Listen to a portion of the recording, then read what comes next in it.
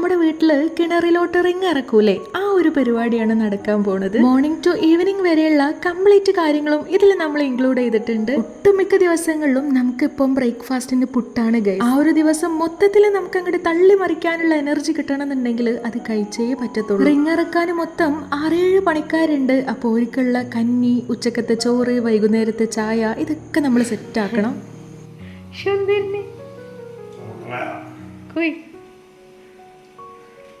രണ്ടാളും മന്ദപ്പിൽ നിൽക്കണോ? അമ്പോ എന്താ രണ്ടിനൊരു ഉഷാറില്ലാത്ത? ആയിക്കോട്ടെ, ഇങ്ങോട്ട് നോക്ക്, മെച്ച നോക്ക്, മെച്ചിനെ നോക്ക്. രാവിലെ ഞാൻ എണീറ്റ് കുറച്ച് കഴിഞ്ഞാൽ അതിൻ്റെ പിന്നാലെ നമ്മുടെ ഐബുട്ടനും നീക്കൂട്ടോ. സ്കൂൾ തുറന്നാല് ഇത്താത്ത ഫുൾ ബിസി ആകും. അപ്പം കാണാം മൊത്തത്തിലൊരു മൾട്ടി ടാസ്ക് ആവും എൻ്റെ ലൈഫ്. സീനൊന്നുമില്ല, ഐബുട്ടനെ നോക്കിയിട്ടുള്ള പരിപാടിയെ നമുക്ക് ഇവിടെ ഉള്ളൂ. ആൾക്കാകെ ഒരു വയസ്സല്ലേ, അവൻ്റെ കൂടെ ഇരിക്കേണ്ട സമയമല്ലേ.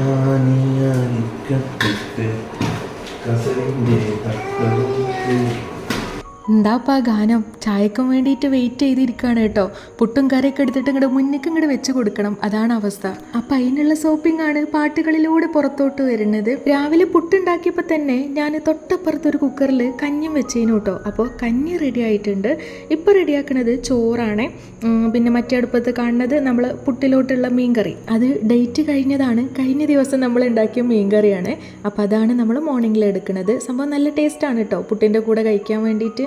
പണിക്കാരൊക്കെ ഓരോരുത്തരായിട്ട് ഹാജരാവാൻ തുടങ്ങിയിട്ടുണ്ട്. ഈ ഒരു ഏരിയ മൊത്തത്തിൽ കുഴിച്ചെടുക്കണ എല്ലാ കിണറുകൾക്കും എന്താ പറയുക, ഒട്ടും ഉറപ്പില്ല കേട്ടോ.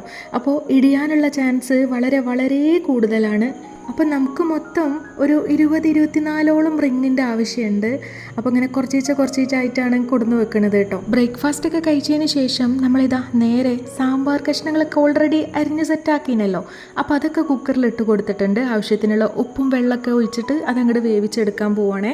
സാധാരണ പരിപ്പ് വേറെയും കഷ്ണങ്ങൾ വേറെയൊക്കെ ആയിട്ടാണ് വേവിക്കൽ. ഇന്നിപ്പോൾ അതിനൊന്നും സമയമില്ലാത്തതുകൊണ്ട് തന്നെ ഒക്കെ ഒന്നിച്ചാണ് വേവിച്ചെടുക്കുന്നത്. ഈ വലിയൊരു കുടുക്ക ഗ്യാസുമ്മൽ ഇങ്ങനെ കാണുമ്പോൾ ഭയങ്കര സങ്കടം വരും കേട്ടോ. എന്തോരം ഗ്യാസാ പോണത് എന്ന് ആലോചിച്ച്. സത്യം പറഞ്ഞാൽ നമ്മളൊരു പൂർണ്ണ വീട്ടമ്മയായി മാറുമ്പോഴാണ് ഇതിനെക്കുറിച്ചൊക്കെ വറീഡാവാൻ തുടങ്ങുക. പണ്ടൊക്കെ ഗ്യാസ് കഴിഞ്ഞാലും ഇല്ലെങ്കിലൊന്നും അതൊന്നും നമ്മളെ ബാധിക്കണ കാര്യമില്ലായിരുന്നു. രാവിലത്തെ കുറച്ച് കുക്കിങ്ങുകളൊക്കെ കഴിഞ്ഞ സ്ഥിതിക്ക് നമ്മളിതാ ഈ പരന്ന് കിടക്കണ പാത്രങ്ങളൊക്കെ ഒന്ന് അങ്ങോട്ട് കഴുകിയെടുക്കുകയാണ് കേട്ടോ. ഇതിപ്പം ഇനി പണിക്കാരുണ്ടായാലും ഇല്ലെങ്കിലും ഒക്കെ കണക്ക് തന്നെയാണ്, അതിനൊരു കുറവും ഉണ്ടാവില്ല. സമയം ഏകദേശം ഒരു 9-10 മണിക്കായി തുടങ്ങിയിട്ടുണ്ട് കേട്ടോ.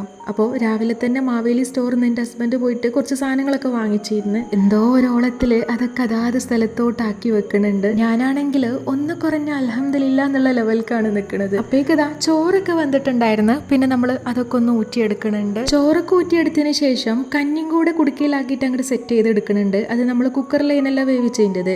ഇതിപ്പം ഓലെപ്പോഴാ ചോദിക്കാന്നറിയില്ല. അപ്പം ഞാൻ ഉപ്പ് വരെ ഇട്ട് സെറ്റാക്കി വെക്കലാണ് പതിവ്. അപ്പോൾ ചോറും കറിയും കഞ്ഞിയും ആയിട്ടുണ്ട്. ഇനിയിപ്പം ഉപ്പേരിക്കൊന്നും നമ്മൾ ആക്കിയിട്ടില്ല. അപ്പോൾ ക്യാരറ്റ് ഉണ്ടല്ലോ, അതെടുത്തിട്ട് വൃത്തിയാക്കിയതിന് ശേഷം നമ്മളിതാ ചോപ്പറിലോട്ട് ഇട്ടിട്ട് ഇങ്ങോട്ട് ചോപ്പ് ചെയ്ത് എടുക്കുന്നുണ്ട്. ഇതൊക്കെ അത്യാവശ്യം ക്വാണ്ടിറ്റിയിൽ തന്നെ ഉണ്ടാക്കുന്നുണ്ട്. സംഭവം എന്താ വെച്ചാൽ കഞ്ഞിക്ക് മാത്രമല്ല, നമ്മളിങ്ങനെ ലഞ്ചിൻ്റെ കൂടെ സൈഡായിട്ട് കൊടുക്കാനും സെറ്റാക്കുന്നുണ്ട് കേട്ടോ. ഇനിയിപ്പോൾ അതിനിപ്പോൾ വേറൊരു ഉപ്പേരി ആയിട്ട് എനിക്ക് ഉണ്ടാക്കാനാവില്ല. കാരണം നമുക്ക് സമയത്തിൻ്റെ പ്രശ്നവും ഈ ഐബുട്ടനും എല്ലാം കൂടി ഉള്ളതല്ലേ. അപ്പോൾ നമ്മൾ 2 നേരത്തേക്കും കൂടി ഒരു ഉപ്പേരി എന്നുള്ള ലെവൽക്കാണ് ഉണ്ടാക്കുന്നത്. അങ്ങനെ ഇതാ ക്യാരറ്റൊക്കെ ഇവിടെ ചോപ്പ് ചെയ്ത് എടുത്തിട്ടുണ്ട്. നമ്മൾ കിണറിന്ന് വെള്ളം വെക്കൂലേ, അത് കണക്കിനാണ് ഇവർ അയക്ക് ഇറങ്ങണത് കേട്ടോ. നിങ്ങൾ ശ്രദ്ധിച്ചോന്നറിയില്ല, ഇതിപ്പോൾ പണിക്കാരും പെരക്കാരൊക്കെ ഡ്രസ് കോഡിലാന്ന് തോന്നുന്നത്. എല്ലാവരും മൊത്തത്തിലൊരു ചുവപ്പുമായും. എത്ര കിച്ചണിൽ ബിസി ആണെങ്കിലും ഇടക്കിടക്കൊക്കെ ഇങ്ങോട്ട് എത്തി നോക്കാൻ ഞാൻ സമയം കണ്ടെത്തലുണ്ട്. എന്നാലല്ലേ ഇതൊക്കെ ഇങ്ങൾക്കും വന്ന് നിങ്ങൾക്ക് പറഞ്ഞുതരാൻ പറ്റുള്ളൂ. ഉള്ളത് പറയുകയാണെങ്കിൽ എൻ്റെ ലൈഫിൽ ആദ്യമായിട്ടാണ് ഞാനിങ്ങനെ കിണറിലോട്ട് റിങ് ഇറക്കണ ഈ ഒരു പ്രോസസ്സ് കാണുന്നത് കേട്ടോ. കേട്ടിട്ടുണ്ട് എന്നല്ലാണ്ട് നേരിട്ട് ഇന്നേ വരെ കാണാൻ പറ്റിയിട്ടില്ല. അപ്പോൾ പിന്നെ നമ്മളതല്ലാണ്ട് നമ്മൾ ആരതാ പോയി കാണാല്ലേ. കുറേ നേരം അവിടെ പോയി നോക്കാനൊന്നും പറ്റൂല. നോക്കുകയാണെന്നുണ്ടെങ്കിൽ ഇതാ ഈ കാണുന്ന ഉപ്പേരിയൊക്കെ അടി പിടിക്കാനുള്ള ചാൻസ് വളരെ വളരെ കൂടുതലാണ്. അങ്ങനെ ഇതാ ഉപ്പേരിയൊക്കെ അവിടെ അടിപൊളിയായിട്ട് തന്നെ സെറ്റായി കൊണ്ടിരിക്കുന്നുണ്ട്. നമ്മളിവിടെ സാമ്പാർക്കുള്ള തേങ്ങ വറുത്തെടുക്കുകയാണ് ചെയ്യണത്. കുറേ ആൾക്കാരുള്ളതുകൊണ്ട് തന്നെ തേങ്ങ അരക്കാത്ത സാമ്പാർ എന്തായാലും തികയൂല. അപ്പം നമ്മളിങ്ങനെ തേങ്ങ വറുത്തരക്കാമെന്ന് വിചാരിച്ച് സാധാരണ ഞാൻ തേങ്ങ മാത്രം വറുക്കലാണ്, എന്നിട്ട് സാമ്പാർക്ക് ഇടാനുള്ള പൗഡറുകളുണ്ടല്ലോ, മുളക് പൊടി, മഞ്ഞൾപ്പൊടി, മല്ലിപ്പൊടി, സാമ്പാർ പൊടി, ഇതൊക്കെ സെപ്പറേറ്റ് ആയിട്ട് വറുക്കലാണ് കേട്ടോ. ഇന്നിപ്പം നമുക്ക് അതിനൊന്നും സമയമില്ലാത്തതുകൊണ്ട് തന്നെ എല്ലാം കൂടെ മൊത്തത്തിൽ അങ്ങോട്ട് ഇട്ടിട്ടുണ്ട്. എന്നിട്ട് ഒന്നിച്ച് ഈ തേങ്ങൻ്റെ കൂടെ തന്നെ അങ്ങോട്ട് വറുത്തെടുക്കുകയാണ്. ഇനി ഇതൊക്കെ ഒന്ന് അങ്ങോട്ട് ചൂടാറിയിട്ട് വേണം നമുക്കിത് നന്നായിട്ട് പേസ്റ്റ് പോലെ അങ്ങോട്ട് അരച്ചെടുക്കാൻ. നമ്മൾ ഓൾറെഡി കഷ്ണങ്ങളൊക്കെ വേവിച്ച് വെച്ചിട്ടുണ്ടല്ലോ, അതൊക്കെ കുക്കറിൽ സംഭവം സെറ്റായിട്ടുണ്ട്. ദെൻ അവർക്ക് കഞ്ഞി കൊടുക്കാനുള്ള ഒരു സമയമായി തുടങ്ങിയിട്ടുണ്ട്. ഒരു 10:30 ആ ഒരു ടൈമിലൊക്കെയാണ് കഞ്ഞി കുടിക്കുക കേട്ടോ.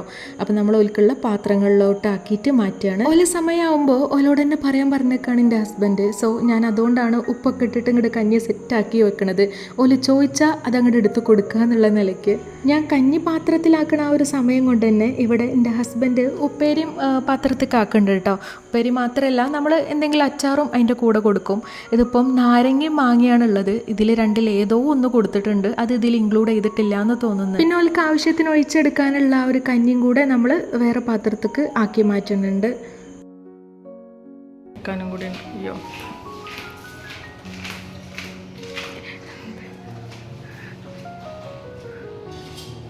കുഞ്ഞാൻ്റെ ഡ്രസ് കോഡാ. കഴിഞ്ഞ ആഴ്ചയും ഫുള്ള് ചോപ്പ്, ഈ ആഴ്ചയും ഫുള്ള് ചോപ്പ്.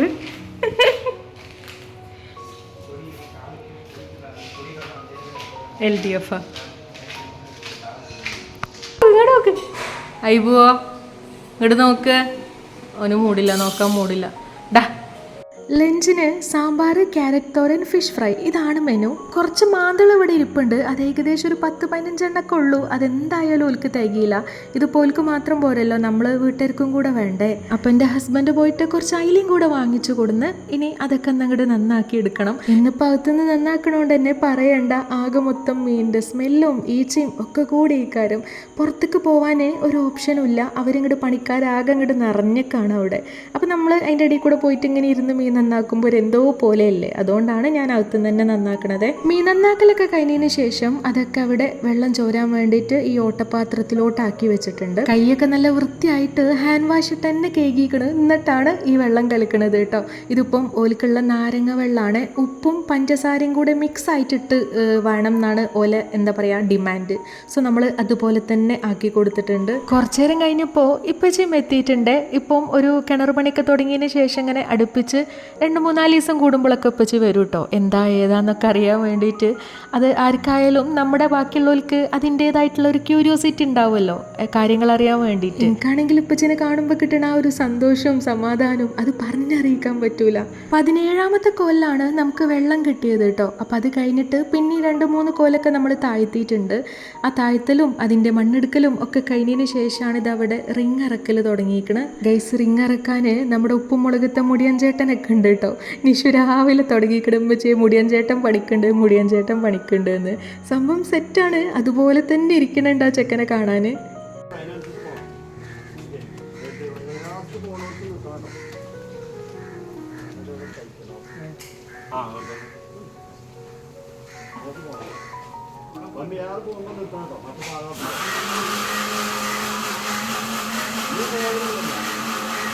ഇതിപ്പം പെരക്കാരൻ ഏതാ പണിക്കാരൻ ഏതാന്ന് അറിയാത്ത അവസ്ഥയാണ് കേട്ടോ. എൻ്റെ ഹസ്ബൻഡ് ഇങ്ങനെയാണ്, എല്ലാ പണിക്കും കൂടി കൊടുക്കും.